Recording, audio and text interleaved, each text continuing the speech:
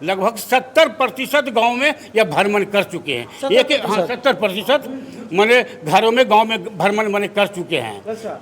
और अभी जो मौजूदा जो जनता का फीडबैक कैसा मिल रहा है सर?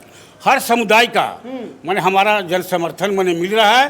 किसानों ने जमकर लड़ा और सरकार जितने भी सारे दमन के तरीका अख्तियार किया, सारे इनके दमन को पीछे धकेलते हुए किसानों मजबूती से आंदोलन में डटे रहे और यहाँ तक कि मोदी सरकार को किसानों के सामने झुकना पड़ा और इन्होंने एक शब्द तक भी नहीं बोलते। और जब यूपीए की सरकार थी, कांग्रेस की सरकार थी, तो छोटी सी घटनाओं पर भी ये बवाल मैंने मचाते थे। और आज मणिपुर की घटना आज पूरे देश के सामने एक शर्मिंदगी है पूरी देश की जनता के साथ कि मणिपुर की घटना पर तत्काल रोक लगनी चाहिए। तक कि एमएसपी का मैंने कानूनी गारंटी किया जाएगा कि तमाम किसानों का जो फसल है उनको लाभकारी मिलना चाहिए। यहाँ तक कि असंगठित मजदूर जिनको मजदूरी बहुत कम मिलता है कल कारखानों में, हम लोग का मांग है कि प्रति माह वो जो संगठित जो मजदूर है जो कल कारखाने में काम करते हैं उनको 25,000 प्रति माह मजदूरी मिलनी चाहिए।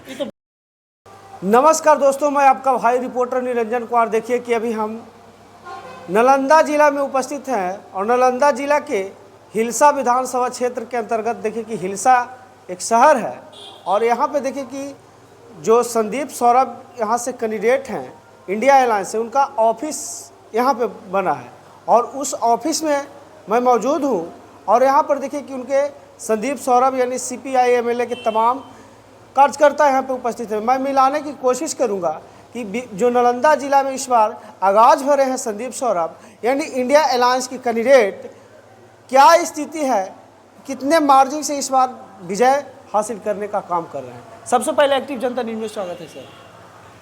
धन्यवाद। चलिए, नालंदा जिला की क्या स्थिति है इस बार?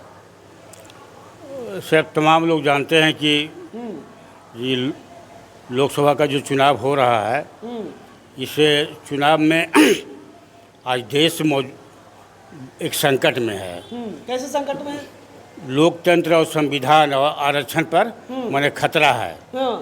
और 10 वर्ष तक मोदी की जो सरकार रही, इनका जो 10 साल का पूरा जो लेखा जोखा आप लीजिएगा तो हर क्षेत्रों में देखिए जितनी भी सरकारी संस्थाएं हैं आज उसको निपंगु बना दिया गया है। यहाँ तक कि सुप्रीम कोर्ट से लेकर के चुनाव कमीशन भी आज इनके कब्जे में है। सब कब्जे में है। अच्छा। तो ऐसी स्थिति में आज जनता की आवाज़ को दबाया जा रहा है और यहाँ तक की आशंका है कि आपने देखा होगा कि पूरे देश में ईवीएम से नहीं चुनाव करा करके बैलेट पेपर से चुनाव कराया जाए। इसके लेकर के यहाँ तक कि सुप्रीम कोर्ट के वकीलों ने लगातार संघर्ष किया कि इसके जरिए बड़े पैमाने पर ईवीएम में छेड़छाड़ किया जा सकता है। यहाँ तक कि सुप्रीम कोर्ट में ईवीएम में भी छेड़छाड़ होता है। हाँ, ईवीएम में छेड़छाड़ होता है और कई इसको एक्सपर्ट ने इसको साबित भी कर दिया है कि इसमें छेड़छाड़ किया जा सकता है और वोट पड़ेगा विपक्ष को और मौजूदा जो सरकार है अपने कमल के पक्ष में या वोट दिलाने का कोशिश भी करती है। अच्छा। इसलिए आशंका है कि निष्पक्ष चुनाव मोदी सरकार के रहते हुए या मौजूदा चुनाव कमीशन के रहते हुए निष्पक्ष चुनाव की उम्मीद नहीं की जा सकती है। नहीं हो सकता है। एकमात्र उपाय है कि आज के डेट में ये मौजूदा मोदी की सरकार को हटाना होगा और इसके लिए तमाम विपक्ष की पार्टियां, अब जान ही रहे कि इंडिया अलायंस है पूरे देशव्यापी एक बड़ी मोर्चा है और मोदी के खिलाफ जितने भी सारे विपक्ष की जो पार्टियां हैं, चाहे वामपंथ हो या तो हरे झंडे की पार्टी हो, यहाँ तक कि कांग्रेस भी इस पार्टी में पार्टनर है और ये सब लोग मिल करके यहाँ चुनाव भी लड़ रहे हैं। तो इस नालंदा लोकसभा क्षेत्र से भाकपा माले के जो अलायंस के जो उम्मीदवार हैं डॉक्टर संदीप सौरभ और संदीप सौरभ लगातार 2 महीना से यहाँ चुनाव प्रचार कर रहे हैं।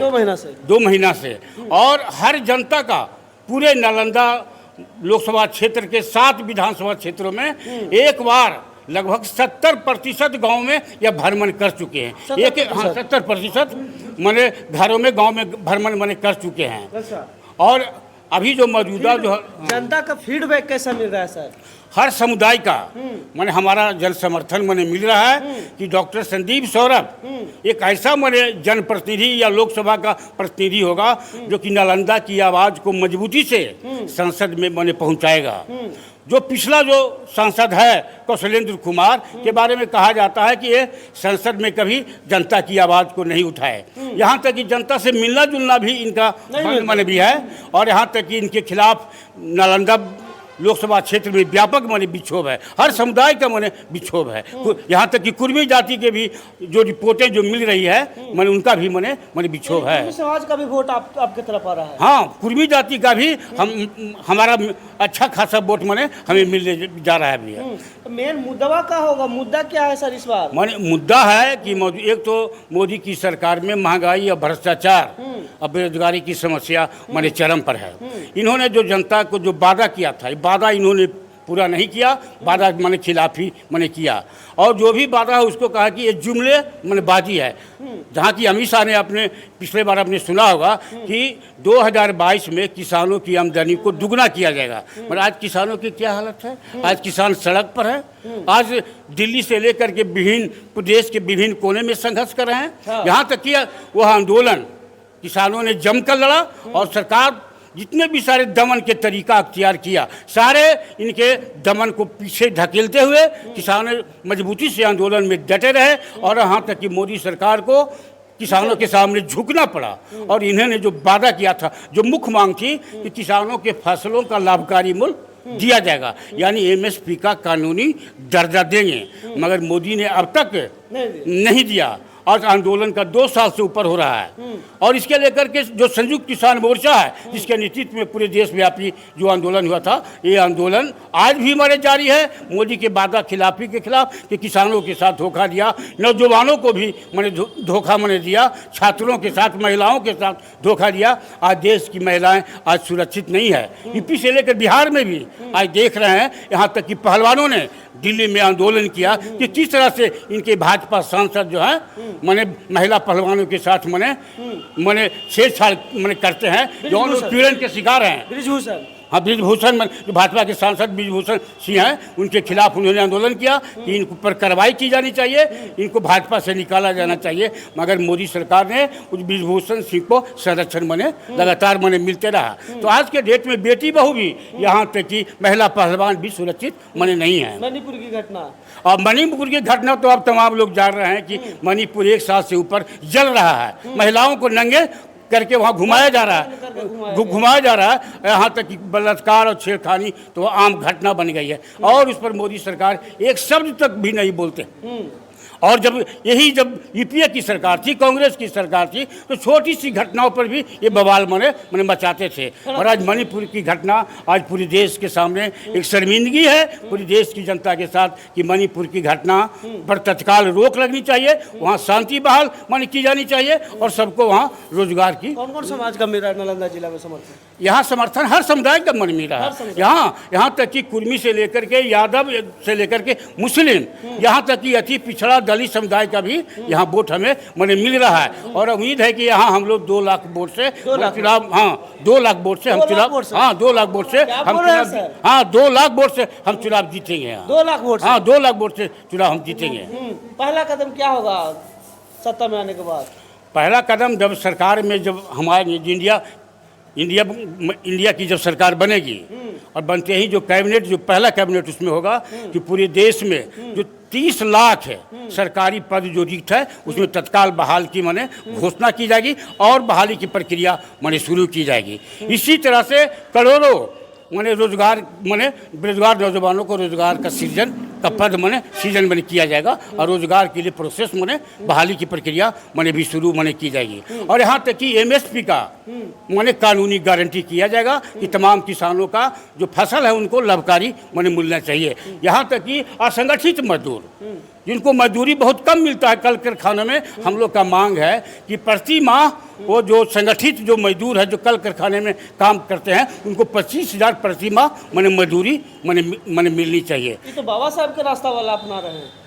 तो भाई आज जो संविधान है वह बाबा साहब भीमराव अंबेडकर का ही संविधान है, और उसी संविधान को आज उसी संविधान पर खतरा है, जिसको रक्षा के लिए इंडिया गठबंधन मजबूती से मैंने खड़ा है कि जब तक मन इंडिया गठबंधन इस संविधान में कहीं भी छेड़छाड़ करेगा, हम उसके खिलाफ मजबूती से संसद से लेकर के सड़क पर हम लोग मन में उतरेंगे भी। तो बहुत सारे ऐसे जो मांग है किसान, मजदूर, छात्र, नौजवानों को सरकार बनते ही हम इसको अपना कदम आगे मैंने बढ़ाएंगे। वो तेजस्वी यादव जी समर्थन में कल आ रहे हैं। अब तमाम लोग जानते हैं कि चुनाव अब अंतिम दौर में है। कितना दिन है कंपनी का सर? मात्र कंपनी का आज 29वां कंपनी का एक दिन है, कल मैंने 30 है, 30 अंतिम है, बीच में एक गैप होता है और 1 जून को मैंने वोटिंग है वो। तो अब अंतिम बेला में ऐसे हमारे जो विपक्ष के नेता हैं, बिहार के विपक्ष के नेता हैं, भावी कहिए तो बिहार के मुख्यमंत्री भी हैं तेजस्वी यादव, VIP पार्टी के मुकेश सहनी और भाकपा माले के राष्ट्रीय महासचिव दीपंकर भट्टाचार्य कल यानी 30 मई को ये पटना नालंदा संसदीय क्षेत्र के हिलसा में उनका आगमन है कि किसी भी हालत में जो हिलसा में आ रहे हैं और मजबूती से जनता को अपील करेंगे कि जो ये यहाँ पर जो इंडिया गठबंधन के उम्मीदवार हैं उनको डॉक्टर संदीप सौरभ को मैंने वोट दे करके इन्हें मैंने विजय बनाना होगा। चलिए तो देखें कि तमाम बात हुई, तमाम प्रतिक्रिया दिए कि जिस प्रकार से संविधान के ऊपर हमला बोला जा रहा है आज देश में, उनके ऊपर प्रमुखता से अपने बात को रखने का काम किए, इनके प्रतिक्रिया को आप सुनने का काम किए। बहरहाल आपका क्या प्रतिक्रिया कमेंट बॉक्स में हमारे साथ साझा जरूर करें। फिर मिलते हैं अगले वीडियो में अगले खबरों के साथ, तब तक जय भीम जय भारत।